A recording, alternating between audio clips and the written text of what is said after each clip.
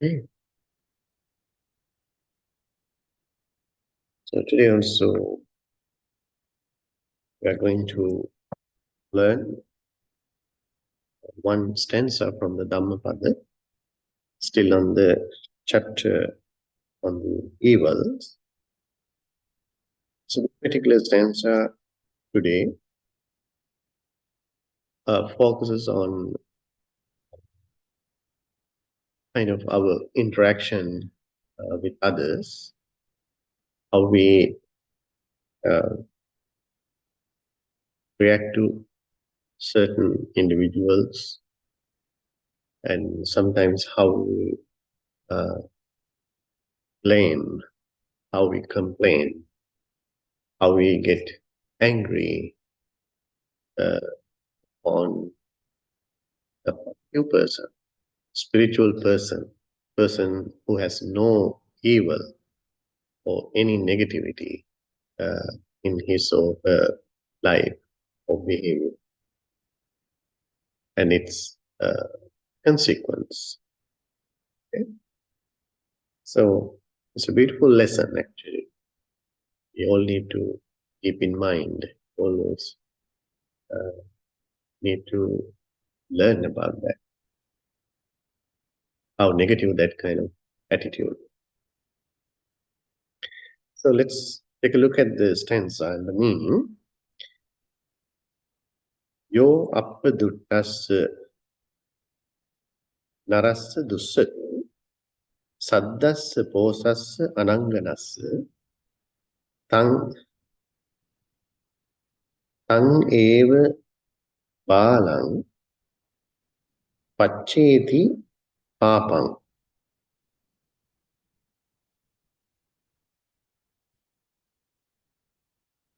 Sukumo rajo pativata sukumo rajo pativatangma kitto. Okay, the simple idea about this of this stanza is if an ignorant person were to become hard and crude towards a person who is without blemishes, without any negative, pure, and he is untouched, and is untouched by corruptions, means evils or negative thoughts. That sinful act will return to the evil doer. It is very much like the fine dust thrown against the wind. The dust will return to the thrower. It's very simple idea. The meaning, uh, as we can see, the stanza is somewhat related to the theory of karma, as we learn.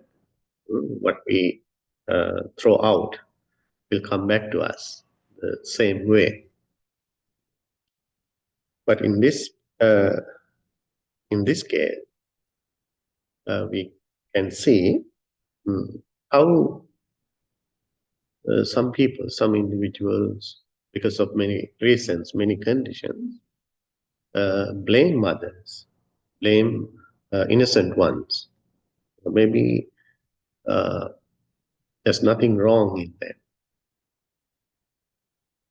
no any evil intention or any wrong behavior, their life and attitude. But because of many reasons, some individuals, some people would blame them, complain them, even take different harmful actions, try to hurt them. Sometimes, as I mentioned, this condition to understand can be very subtle and complex. Sometimes one may not uh, comfortable to see someone is very successful, progressive, having a good reputation, right? Uh, because uh, being famous in society, in the world, some people may not be happy about that. So they try to blame them, criticize them, put them down, right? Uh, Talk bad about them, try to create rumors, bad reputation around them. And sometimes because of uh, our ego, even not being able to maintain one's own status, their positions, right, their reputation, their popularity among others. So if they are not able to maintain that, in that case also they try to criticize, criticize the successful one, highly successful individuals. Sometimes they can be highly spiritual. They can be very positive in their behavior, their understanding, their qualities, maybe spiritual qualities like that. It's a very negative karma, very bad behavior and an action to perform. Um, uh, it happens most of the time. We can see in society. Uh, Sometimes uh, to expecting to gain something from that. As a cruel human nature, sometimes people enjoy that, right? They, as human beings, they have some uh, unskillful, very lower attitude of enjoying, criticizing, blaming uh, these positive individuals, spiritual people. They enjoy that, they appreciate that. And not only that, they can even promote others also to do the same. They cannot just enjoy that by themselves, but they try to get others also involved there. So we can see that how they're making that karma a very complex one. Uh, so because of the positive behavior, characteristics, and attitudes of these uh, individuals, comes the negative karma to the wrongdoer, and therefore this negative karma can come back to them very harmful way, very evil and dangerous way. So we need to keep that in mind. So we have a very beautiful, simple story that stanza. Uh, so there was a hmm, hunter when the Lord Buddha was living in the Jetavana monastery in Savatthi. Uh, this hunter uh, was known as Corker. Corker. Uh, he went out to hunt with his hunting dogs. Okay? So on his way, early in the morning, he happened to meet a monk who was going for alms around with a begging bowl. Okay? Uh, so this hunter thought, wow, this is a bad sign. I will not get any animal today. Hmm. So he was not happy. He was not happy to see the monk in the morning. So he thought that way. Since I have seen this man, this monk, I don't think I would get anything today. This is how he thought. Uh, so he surprised actually when he came back in the late afternoon when the hunter, Corker, was coming back home from his hunting dog. Again, he saw this monk was going back to his temple. And that day, the hunter did not get any animal, any hunt. So furious, so angry now, seeing this monk. he confirmed that what he was thinking in the morning to be correct because of uh, this monk. Uh, uh, he happened to see in the morning when he was going out for hunting, he did not catch any animal. So he got so angry, he got so mad at this monk, innocent monk, and he freed his hunting dogs towards the monk. Uh, can you imagine that? So this herd of hunting dogs now uh, running towards the innocent monk. So monk, being very helpless there, he started running to save his life, uh, and he happened to see a tree nearby. Without having anything else to do, he just climbed up the tree, save his life. Okay, so now the hunting dogs are at the foot of the tree, barking at the dog. This monk, innocent monk, up in the tree. Um, and the hunter also came uh, to the tree. And now, as the hunting dogs were barking at the monk, this hunter Poker didn't stop there, and he pricked the monk's heel with the tip of his arrow. Can you visualize the monk is on the tree trying to uh, save his life from the hunting dogs, and the hunter is also trying to hurt him with the tip of the arrow. Now, the monk is trying to survive there, top of the tree, and he was moving here and there, right on the tree, to avoid this pain. So what happened there was, as he was struggling there, the yellow robe fell off, fell off the monk's body. He could not hold his body on, the robe on. So this yellow robe fell right on top of the hunter, now who was at the foot of the tree.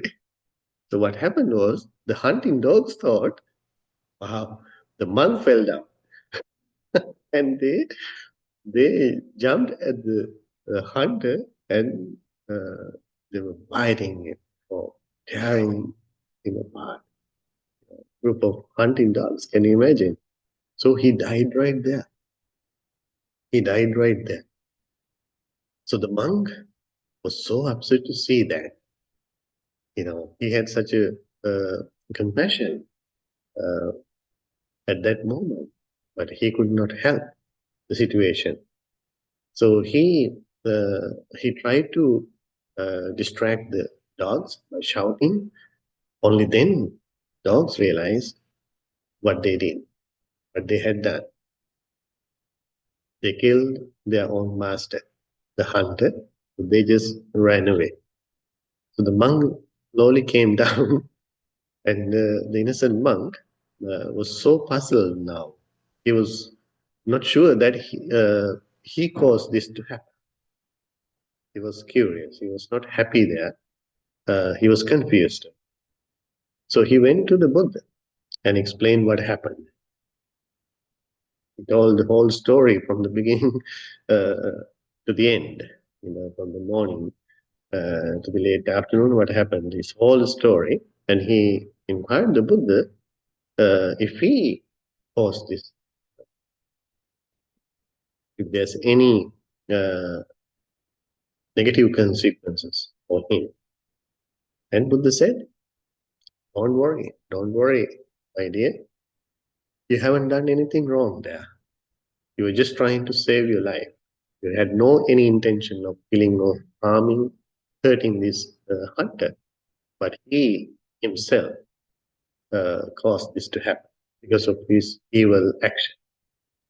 And there, Buddha uttered this stanza, explaining if anyone uh, blame, anyone blames or cause any trouble, any harm to an innocent person, person who is very blameless, who is very positive, spiritual, that negative karma will uh, come back to them.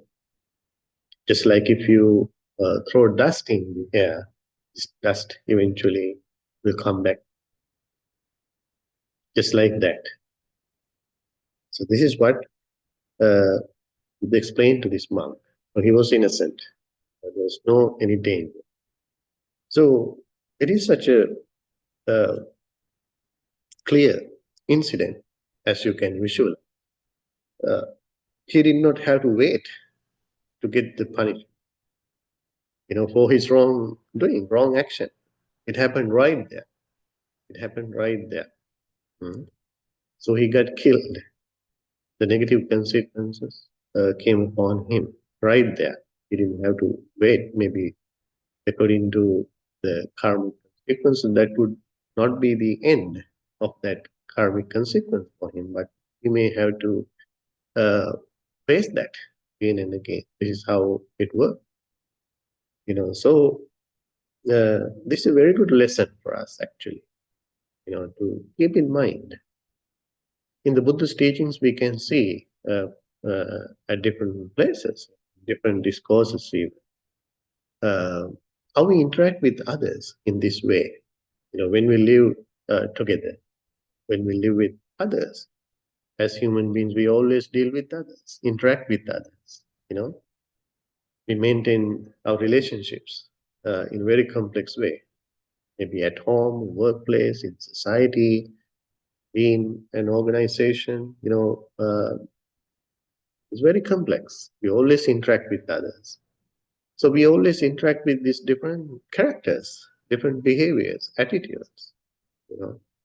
So if we do not really know how to interact with them positively, in the right way, correctly, uh, because of many conditions, as I explained earlier, maybe because of our ego, our self-centeredness, or craving for certain gainings, benefits, or just to harm that individual even without expecting anything, but just to harm, cause any trouble to this kind of individual, not being able to tolerate that, you know.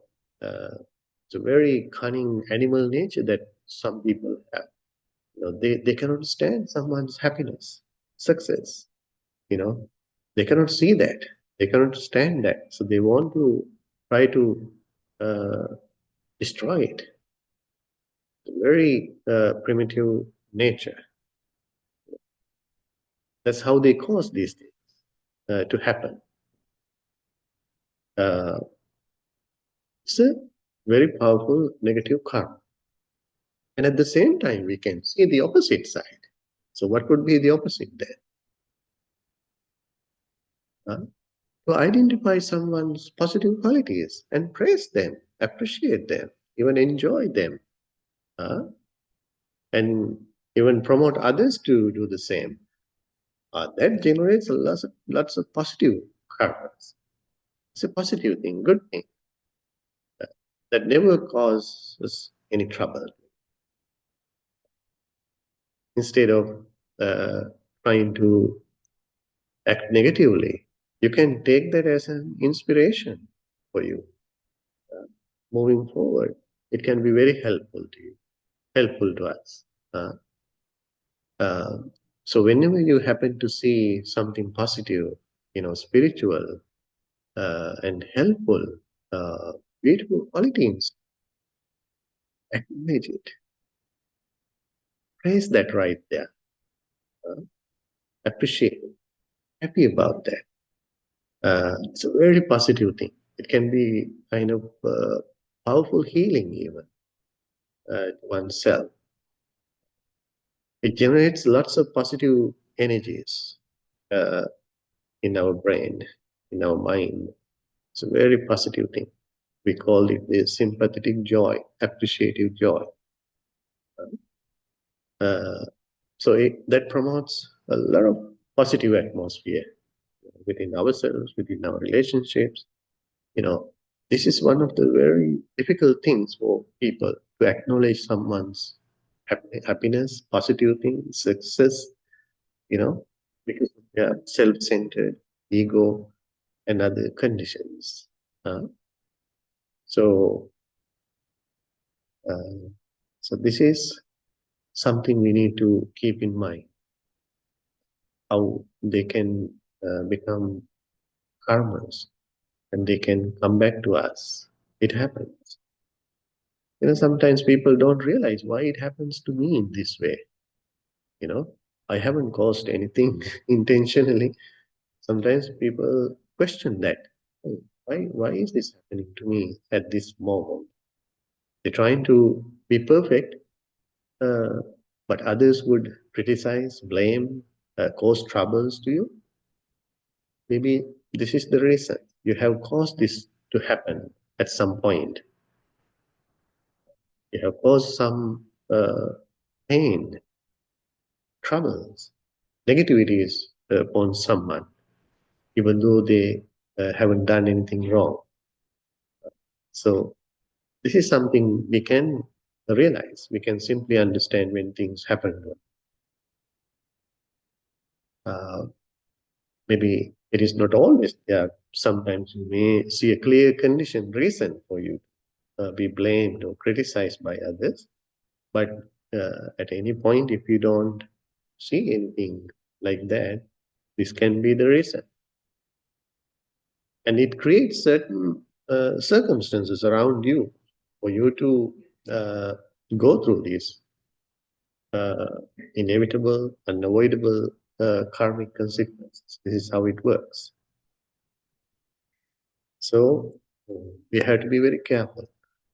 We have to be very careful. It happens to many people, like Buddha, even the Jesus, right? It happened.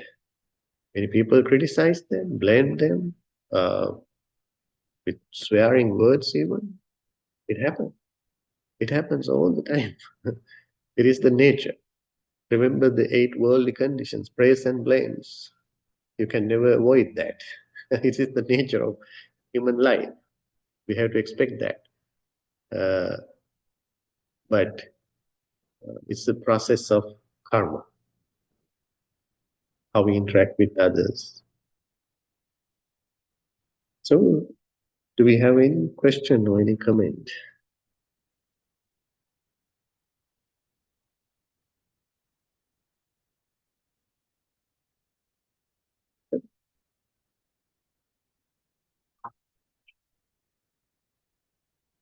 Hmm.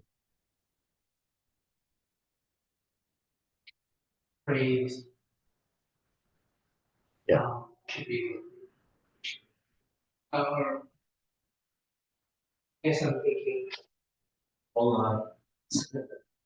Yeah. Mhm.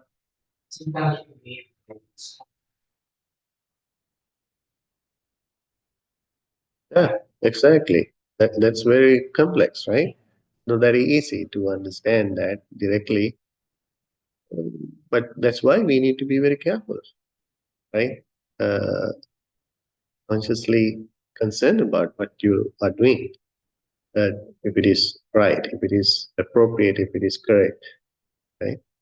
Yeah, sometimes people do that mistake, you know, without taking time to truly investigate and understand what is right and wrong. Yeah.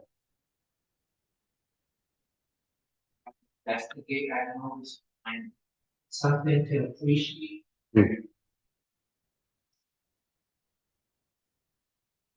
Mm.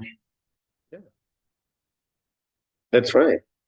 Yeah, I mean, even we notice anything negative or wrong, bad in someone, to interact with that negatively, still it is a bad karma, right? If we really practice loving kindness and compassion, we cannot do that, right?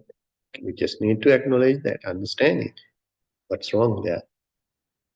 But to blame or criticize, cause any troubles there is not acceptable. This is the right thing. Yeah. But that's the attitude of the world, society, unskillful individuals. That's how they behave.